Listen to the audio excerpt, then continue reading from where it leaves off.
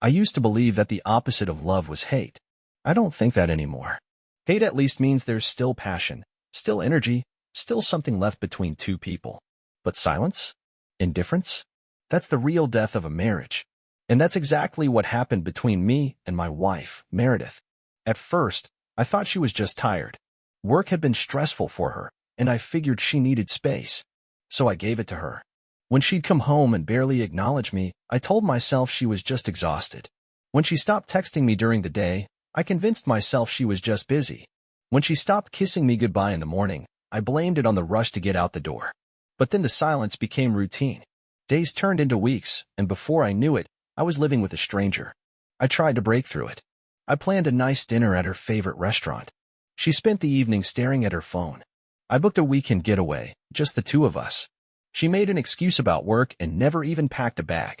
I asked her again and again if something was wrong, if I had done something to upset her, if there was something we needed to talk about. She would sigh, give me a tight-lipped smile, and say, "Everything's fine." Everything was not fine. I could feel myself slipping away, my mind going in circles, trying to figure out where things went wrong. We used to talk for hours. We used to laugh. We used to care. Now, I was just a ghost in my own home, watching my wife drift further and further out of reach. And then, one morning, I woke up and realized I couldn't do it anymore. I couldn't keep begging for her attention. I couldn't keep trying to fix something she didn't even acknowledge was broken. I couldn't keep waiting for a love that had already left the room. So, before she even opened her eyes, I grabbed a bag, packed a few things, and walked out the door. And that's when everything truly began. I didn't slam the door when I left. I didn't leave a note, no grand gesture, no accusations. Just silence, mirroring the very thing that had been suffocating me for weeks. As I walked down the driveway, bag in hand, the early morning air felt heavier than usual, thick with something I couldn't quite name. Maybe regret. Maybe relief. Maybe both. I had no plan. No idea where I was going. I just knew I couldn't stay in that house 1 second longer. I drove for hours, past places that used to mean something. The diner where Meredith and I had our first date. The park where I proposed. The little beach house we once rented for a long weekend, where we'd stayed up all night talking about the future. I gripped the steering wheel tighter, wondering if I was just being dramatic, if I should turn back before she even realized I was gone. But deep down, I knew it didn't matter. She wouldn't call. She wouldn't text. She wouldn't chase after me. She hadn't for weeks. Why would she start now? That realization hit me harder than I expected. A lump formed in my throat, but I swallowed it down. I wasn't going to cry. I wasn't going to fall apart over a woman who had already let me go without a word. I ended up at a motel on the edge of town. The kind of place you check into when you don't want to be found. The guy at the front desk barely looked at me as he slid a key across the counter. I could feel the judgment in his eyes. A man checking into a motel at sunrise with nothing but a duffel bag and a hollow expression. It didn't take much to guess I was running from something. The room was small, cold, impersonal. The bed creaked when I sat down. I ran a hand through my hair, exhaling slowly. Was this really happening? Was this really my life? I reached for my phone, staring at the screen. No missed calls. No texts. Nothing. I don't know what I expected. For weeks, I had been invisible in my own home. My absence would just be an extension of that. Still, some pathetic part of me held on to hope. Maybe she'd wake up and realize something was missing. Maybe she'd call and ask where I was. Maybe she'd care. But the day passed. And the next. And Meredith? She didn't say a damn word. That should have been the final nail in the coffin. It should have been the moment I told myself I was done, that there was no fixing something so fundamentally broken.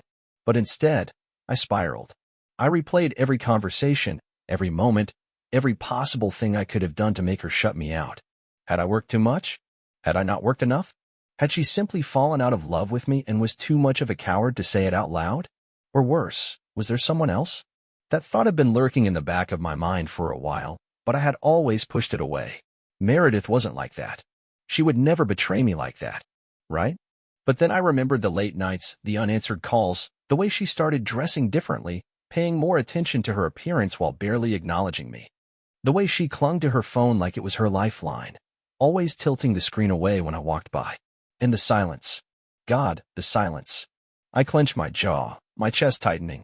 I didn't want to be that guy, the paranoid, jealous husband who saw problems where there were none. But after everything, was it really paranoia? Or was I just waking up to the truth? I couldn't sit there and drown in my thoughts anymore. I needed answers. I grabbed my keys and walked out. And I had only one place to go. I didn't know where I was driving. My hands moved on the wheel like they had their own agenda, but my mind was a storm. The motel's neon sign faded into the distance behind me, but the weight in my chest stayed. I couldn't shake the thought that maybe, just maybe, I had been a fool this entire time. It was impossible to ignore anymore. Meredith's behavior wasn't just a phase. This wasn't just stress or exhaustion or growing apart. This was something deliberate. The cold distance, the avoidance, the apathy, it was as if she was waiting for me to leave, like she wanted me to make the decision so she wouldn't have to. And I had just given her exactly what she wanted. I tightened my grip on the wheel. Was I supposed to just disappear from my own life? Let her erase me like I never mattered? No. I needed to know the truth. I deserved to know the truth. That's when I made my decision. I drove back. Not home, not yet. But close. I parked a block away from our house, my heart pounding in my chest. My body was screaming at me to turn around, to let it go, to just move on. But I couldn't. Not without knowing. The lights inside were on. She was awake. For a second, I just sat there, staring at the house. The home we had built together. The place where we had once been happy. The place that now felt like a stranger's house, when I had no place in anymore. Then I saw it. A shadow moved past the front window. Not just hers. Someone else was inside. A surge of cold ran through me, tightening around my ribs like a vice. My stomach twisted, my breath coming in short, sharp bursts. I wasn't ready for this. But I had no choice. I stepped out of the car, my footsteps slow, deliberate. Every inch of me was screaming to stop, to turn around, to not look inside. But I had to. I had to see the truth with my own eyes. I walked up to the side of the house, staying in the shadows, my pulse hammering in my ears. My fingers curled into fists at my sides as I edged toward the window. And then I saw them.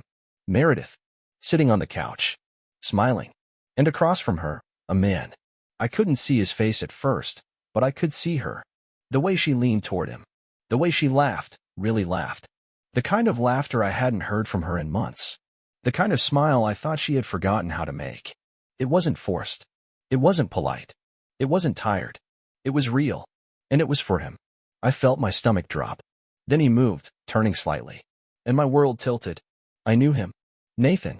Of all people, it had to be him. Nathan was an old friend. Someone we had known for years. We used to double date when he was still with his ex, used to spend weekends at each other's places, used to be close. I hadn't seen much of him recently. Not since his divorce. He had pulled away, disappeared for a while. Now I knew why. He hadn't disappeared. He had just reappeared in my wife's life instead. I stumbled back from the window, my breath catching in my throat. My hands shook, my vision blurring at the edges. This wasn't real. It couldn't be real. But it was. And suddenly, everything made sense. The way she ignored me. The way she looked through me like I wasn't even there. The way she hadn't cared when I left. Because I had already been replaced. I backed away, my legs moving on their own, numb and unsteady. I made it to the car, gripping the door handle so tightly my knuckles turned white. I wanted to scream. I wanted to break something. I wanted to wake up from this nightmare. But instead, I just stood there, frozen. Because for the first time in weeks, everything was clear. Meredith hadn't just given up on us.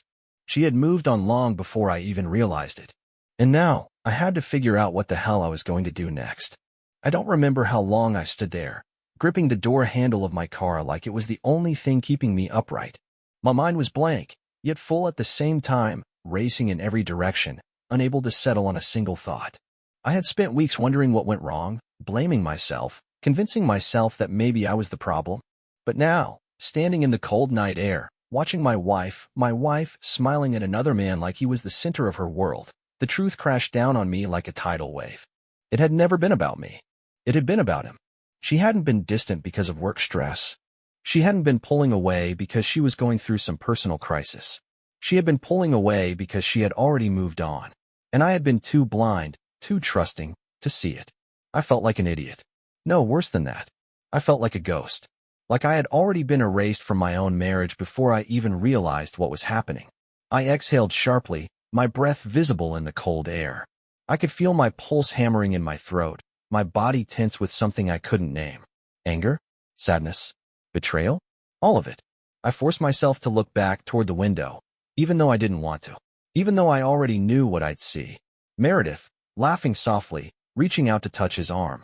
Nathan, leaning in slightly, that familiar smirk on his face, the same one I had seen countless times over the years, back when I thought he was just my friend.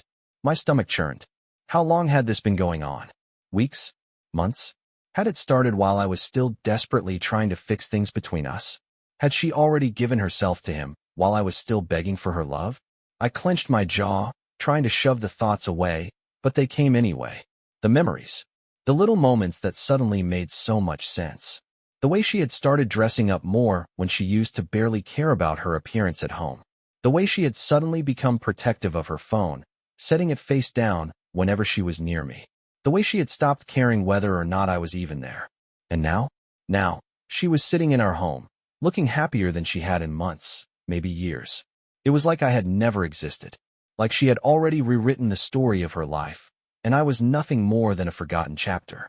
A sharp pain twisted in my chest, and I had to force myself to step back, to look away, to breathe. I needed to leave. I needed to get as far away from this as possible before I did something reckless, something I'd regret. But as I reached for the car door, my phone vibrated in my pocket. I hesitated.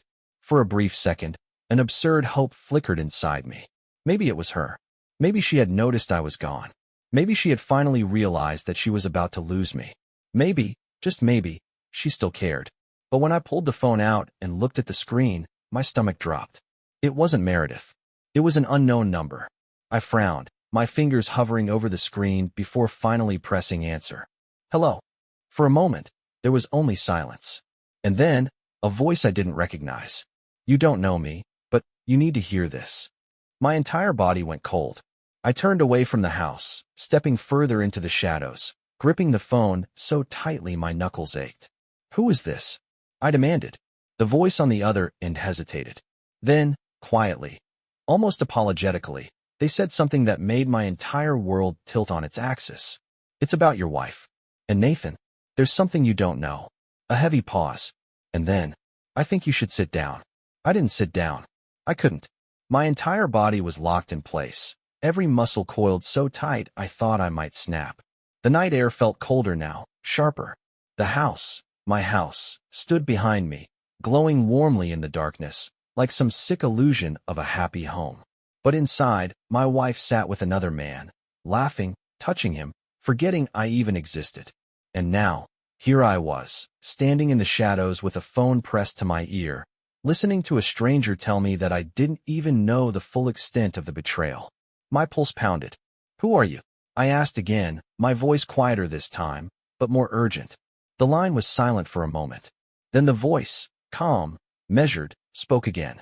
That doesn't matter. What matters is what I know. I felt my grip on reality slipping. This was insane. This entire night was spiraling into something I couldn't control, something I didn't understand. Tell me, I said, trying to steady my voice. A breath on the other end. Then, finally, they've been seeing each other for over a year. I felt like I had been punched in the gut. A year. Not weeks. Not months. A full year. The silence stretched between us as I struggled to breathe, to process, to accept what I was hearing. A year ago, Meredith and I were still happy, or at least, I thought we were. A year ago, I was still coming home to her every night, still believing we had a future together.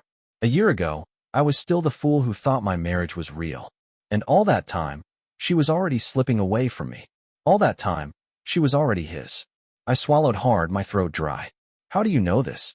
The voice hesitated again, and for the first time, I heard something else in their tone. Pity. Because I've seen them, they said finally. I know Nathan.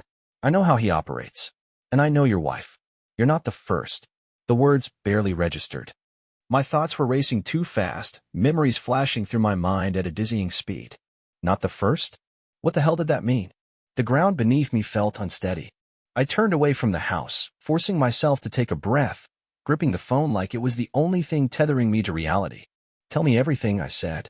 And they did. Piece by piece, the truth unfolded before me, each word another cut, another crack in the foundation of everything I thought I knew. Nathan had a pattern. He'd done this before more than once. He had a way of getting close, of slipping into marriages like a parasite, feeding off the trust of the people around him. He didn't just steal wives. He destroyed entire lives. And Meredith? She wasn't innocent. She had known what she was doing. She had chosen this. The meetings in secret, the late-night calls, the vacations she claimed were work trips, they were all with him. She had been lying to my face for a year, playing the role of the distant wife, waiting for me to be the one to walk away so she wouldn't have to be the bad guy. And I had let her. I squeezed my eyes shut, the weight of it all pressing down on me like an avalanche. I had spent weeks, months, years trying to be a good husband, trying to fix what I thought was broken. But Meredith never wanted to fix anything. She wanted out. And she had found the perfect excuse to slip away, knowing I'd eventually give up and leave on my own. The phone was still pressed to my ear, the voice on the other end waiting. My voice cracked. I cleared my throat. Why are you telling me this? A pause. Then, quietly. Because you deserve to know the truth. And then the call ended. The screen went dark.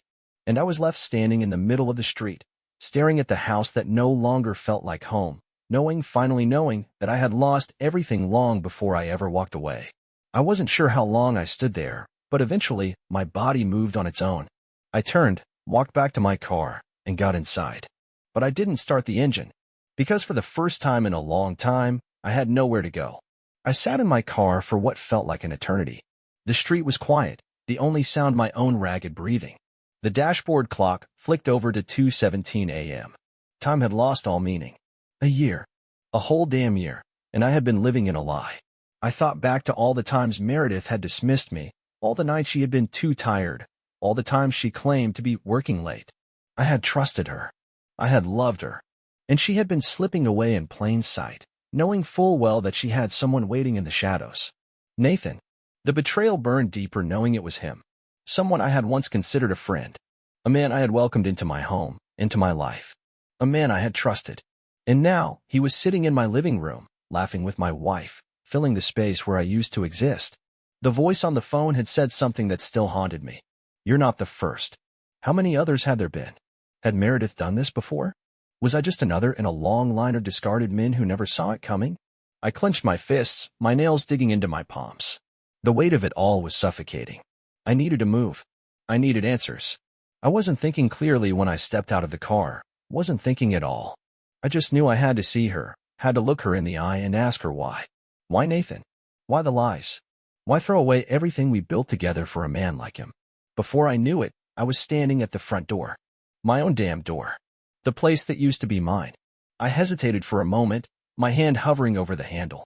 Then, taking a deep breath, I pushed it open. The sound was immediate. Laughter. Soft, intimate. The kind of laugh that made my stomach twist because I couldn't remember the last time she had laughed like that with me. I stepped into the entryway, my shoes silent against the floor. The air was thick with the scent of wine and candle wax. I turned the corner, and there they were. Meredith, sitting on the couch, curled up with a glass of wine in her hand. And Nathan, leaning back with that familiar smirk. It was a scene straight out of a movie. Two people wrapped in their own little world, completely unaware that the past had just walked through the front door. Then Meredith looked up. For a second, she froze. Her lips parted slightly, her grip on the wine glass tightening. Her face paled, but she didn't speak. Nathan followed her gaze, and when his eyes met mine, something flickered across his face, something between shock and amusement. Like he had expected this moment to happen eventually, and now that it was here, he was almost enjoying it. I took a slow step forward, my heart hammering against my ribs. So this is what it's come to? My voice was calm, too calm, considering my entire world was burning down around me. Meredith swallowed hard. But she didn't finish. Because what could she say? That it wasn't what it looked like? That she could explain? That she hadn't meant for me to find out this way? Lies. I had already heard enough of them. I turned my gaze to Nathan. How long? My voice was steady, but my hands trembled at my sides. Nathan sighed, setting his drink down on the coffee table. He looked me right in the eye, and for a split second, I thought he might actually apologize. Instead, he said, "Does it matter?" I felt my jaw clench so tightly I thought my teeth might crack. Does it matter? I took a deep breath, forcing down the rage bubbling inside me. It matters to me. Nathan exhaled through his nose, glancing at Meredith before turning back to me. A year. The confirmation hit like a sledgehammer to the chest. Meredith flinched, as if hearing it out loud made it real for her, too.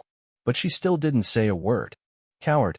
I let the silence hang between us for a moment, letting it settle. letting it sink in. Then, I spoke again, my voice low and controlled. You could have told me. You could have ended it instead of making me feel like I was losing my mind. Meredith finally found her voice. I didn't know how, she whispered. I let out a bitter laugh. That's rich. You knew how to sneak around for a year, but you didn't know how to tell me. She looked down, her fingers twisting around the stem of her wine glass. Pathetic. I turned back to Nathan. And you? My voice was steel. Were you ever going to own up to it? Or were you just waiting for me to leave so you could move in and play house? He tilted his head slightly, as if considering his answer. Then he shrugged. I figured you'd leave eventually. A sharp, humorless laugh escaped me. Unbelievable. I looked back at Meredith, searching her face for some sign of regret, some flicker of guilt. But all I saw was exhaustion. Like she was relieved that it was finally out in the open. Like she was glad I had found out. That was when I knew. She had never planned on telling me. Never planned on admitting what she had done. She had been waiting for me to break, for me to get tired and leave so she wouldn't have to feel like the bad guy. She had let me suffer in silence, knowing damn well that she had already moved on. I shook my head slowly, my chest aching. You're not even sorry, are you? She didn't answer. And that was my answer. I let out a long breath, stepping back toward the door. You know what? You two deserve each other. Nathan smirked. Meredith said nothing. I turned and walked out. And for the first time in weeks and months, maybe even years, I felt free. The night air hit me like a slap to the face, cold and crisp, as if the universe itself was trying to wake me up from this nightmare. But it wasn't a nightmare. It was real. Every second of it. Every lie. Every moment of silence. Every time I convinced myself that things would get better if I just tried harder. But you can't fix something that was already broken beyond repair. I walked down the driveway toward my car, my legs feeling heavier with each step. My hands were shaking. My breath was uneven. My heart felt like it was trying to punch its way out of my chest. I gripped the door handle and just stood there, staring at my reflection in the window. Who the hell was I now? A husband without a wife? A man without a home? A fool who had spent a year living in a lie, believing in a love that had died long before I even realized it? I let out a shaky breath, my knuckles turning white around the handle. My mind was screaming at me to get in the car, to drive away, to move on. But something kept me rooted in place. And then, behind me, I heard the sound of the front door opening. I didn't turn around at first. Didn't want to. Didn't need to. Because I already knew who it was. Wait, Meredith's voice was soft, hesitant, like she was testing to see if I'd even listen. I squeezed my eyes shut, gripping the car even tighter.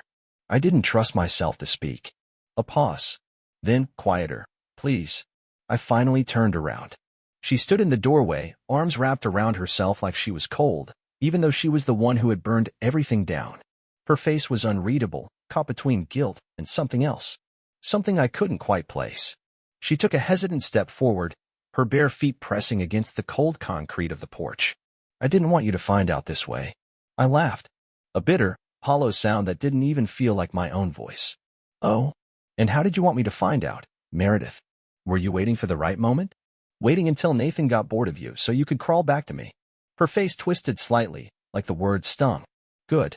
She looked down at the ground. That's not fair. Not fair.